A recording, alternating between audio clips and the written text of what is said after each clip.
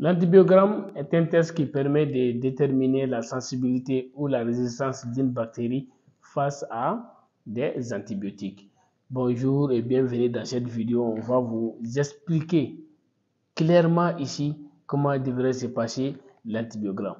Parce qu'aujourd'hui, dans le monde entier, la résistance bactérienne est devenue un fléau international. D'accord? Ça cause beaucoup de morts aujourd'hui dans le monde entier. Et c'est dû à la résistance de ces bactéries. Alors, pour éviter tout ça, là, il faudra vous assurer de faire un bon antibiogramme. Et cet antibiogramme a des critères qu'on va vous expliquer ici un à un. Vous connaissez déjà les étapes analytiques, n'est-ce pas? Lorsqu'on arrive à l'identification et l'antibiogramme, aujourd'hui d'actualité, il faudra toujours connaître la bactérie en question. Ça veut dire qu'avant de proposer à faire l'antibiogramme, il faudra connaître la souche bactérienne d'abord, ce qui est très important à noter. Il faudra que vous connaissez d'abord les noms de la bactérie auquel vous avez en question avant de procéder à faire son antibiogramme. D'accord? Il faudra savoir les critères. D'abord, il faudra avoir une culture hygiène de 24 heures. D'accord? Et monomicrobienne. Et avoir une inoculum bactérienne d'une concentration de 10 puissance 6 bactéries par millilitre. Ça veut dire qu'il y a 1 million de bactéries par millilitre. Souvent, on peut aller jusqu'à 10 puissance 8 bactéries. D'accord? Et maintenant, alors, vous devrez faire une inoculum bactérienne, n'est-ce pas? Et vous allez lire la densité optique à 0,5 Mc/Lan. Et généralement, à cette densité, vous devrez avoir une concentration bactérienne de 1 million de bactéries par millilitre. Ça veut dire que ça peut commencer de 10 puissance 6 jusqu'à 10 puissance 8 bactéries, n'est-ce pas? Et on continue encore avec les critères. Il faudra connaître les bons choix des antibiotiques qu'il faut tester sur la bactérie. Si vous avez, par exemple, une bactérie gram négative, vous allez tester des antibiotiques qui sont testés sur les grammes négatifs et puis vous allez ajouter les communs. Et connaître aussi les noms de la bactérie. Et maintenant, les critères de qualité. Maintenant, ces critères de qualité, on parle maintenant des milliers de critères utilisés pour faire l'antibiogramme. D'accord?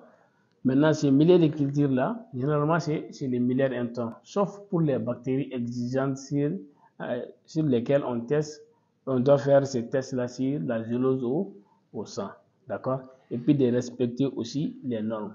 Ici, dans la vidéo, dans la partie qui va suivre cette partie, lorsqu'on va vous montrer les antibiotiques et leur cycle, ça veut dire que comment on abrège ces antibiotiques, et les diamètres de la zone d'inhibition qu'on va vous montrer ici, il faudra savoir que ces diamètres-là n'est autre chose que des choses irrelationnelles.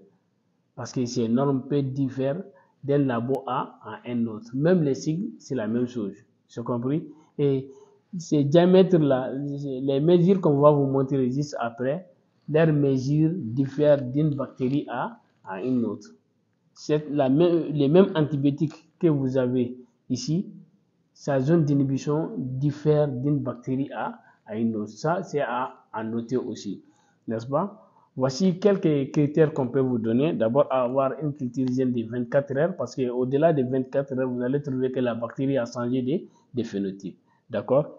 Et une inoculum bactérienne monomicrobienne, parce qu'il ne faudra pas avoir des bactéries dans les mêmes inoculums. Sinon, vous allez avoir des choses comme ça, qu'on va regarder ici ensemble.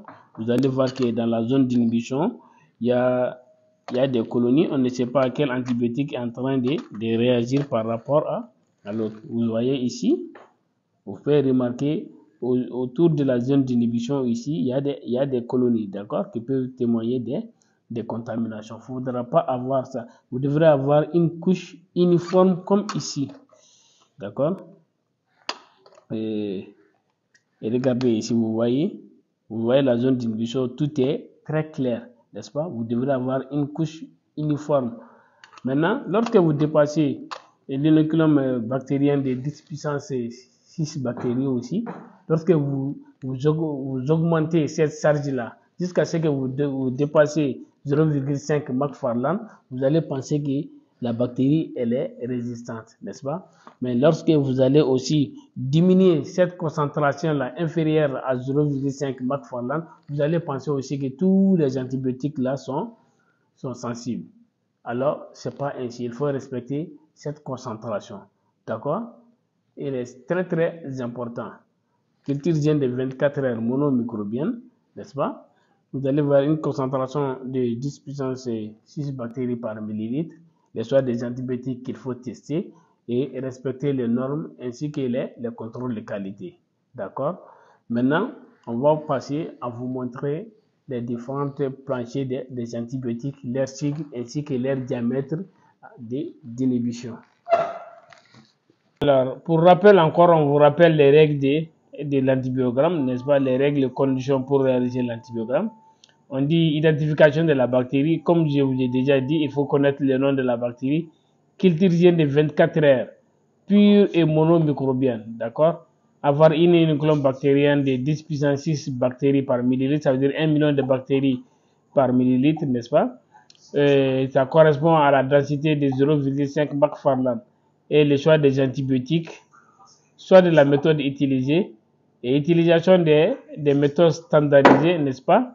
Ainsi, l'utilisation aussi des contrôles de qualité.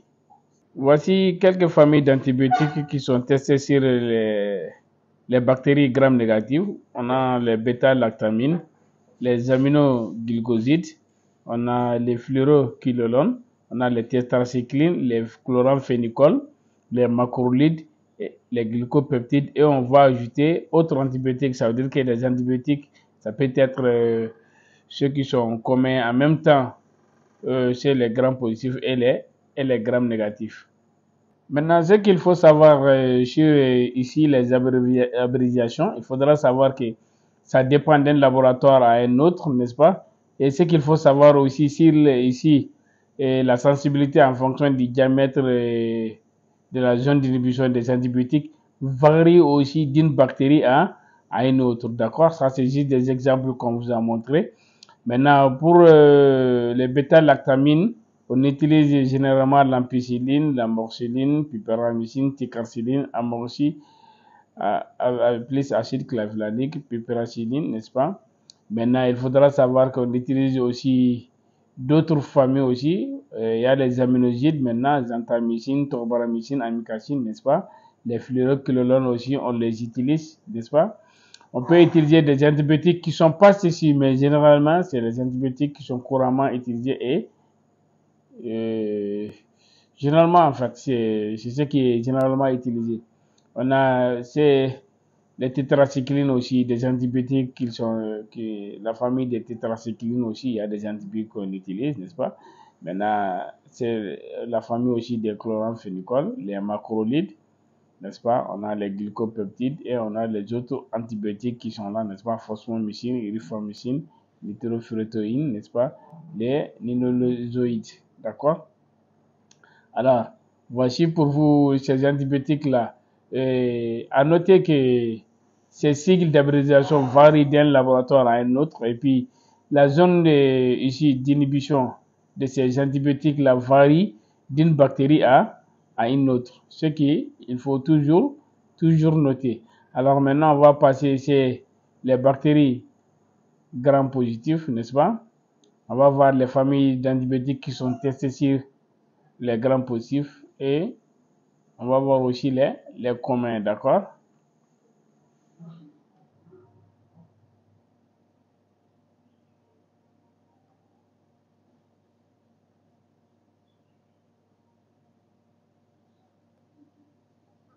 Alors, voici la famille des antibiotiques aussi qui sont testés sur les bactéries gram-positives généralement. On a les bêta-lactamines, les céphalosporines, les glycopeptides, les macrolides, les lyncosamides, les tétracyclines, rifamycine, les streptogramines, oxazolidinone, n'est-ce pas? Et puis on a les autres. Maintenant, c'est toujours la même chose. Il faudra savoir que les abréviations des antibiotiques là, dépendent d'un labo à un autre. Et puis, les mesures de diamètre que vous voyez ici aussi, ça dépend d'une bactérie à une autre. N'est-ce pas? Et à gauche ici, vous avez les antibiotiques, les bêta-lactamines, voici ceux qui ont testé. Les antibiotiques appartenant à la famille des bêta-lactamines contiennent les grands positifs, n'est-ce pas? Et juste en bas, vous avez les céphalosporines. On a les premières générations, n'est-ce pas? Et les troisième génération et quatrième génération qui sont aussi utilisées. Après les glycopeptides, n'est-ce pas? Vous avez aussi les macrolides, les lyncosamides, les tétracyclines, rifamycine, streptogrammine, n'est-ce pas? Alors, il faudra savoir ici, ces abréviations-là diffèrent d'un labo à un autre, n'est-ce pas, en fonction des antibiotiques. Et puis la zone d'inhibition ici, ce sont des exemples qu'on vous a donnés ici. Il faudra savoir que cette mesure diffère d'une bactérie à une autre.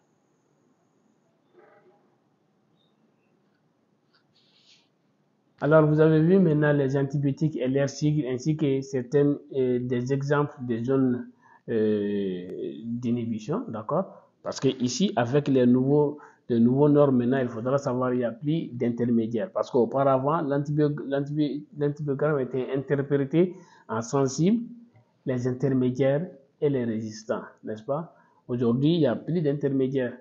Parce que soit l'antibiotique est efficace, soit l'antibiotique est inefficace. C'est compris?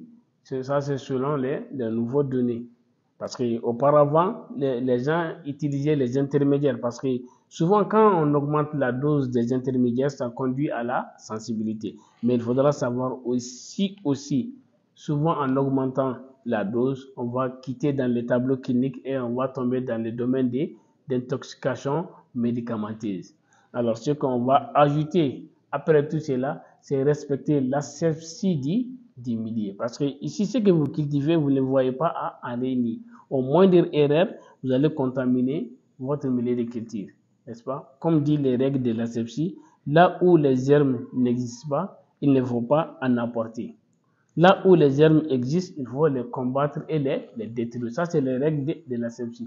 Maintenant, respectez aussi la stérilité des objets que vous utilisez ici. Ici, c'est en vidéo que je vous parle. Généralement, vous ne parlez pas sur les milieux de culture. Tout ce que vous faites ici, vous essayez de limiter. Il n'y a pas de risque zéro, mais vous essayez toujours de réduire les risques. J'ai compris?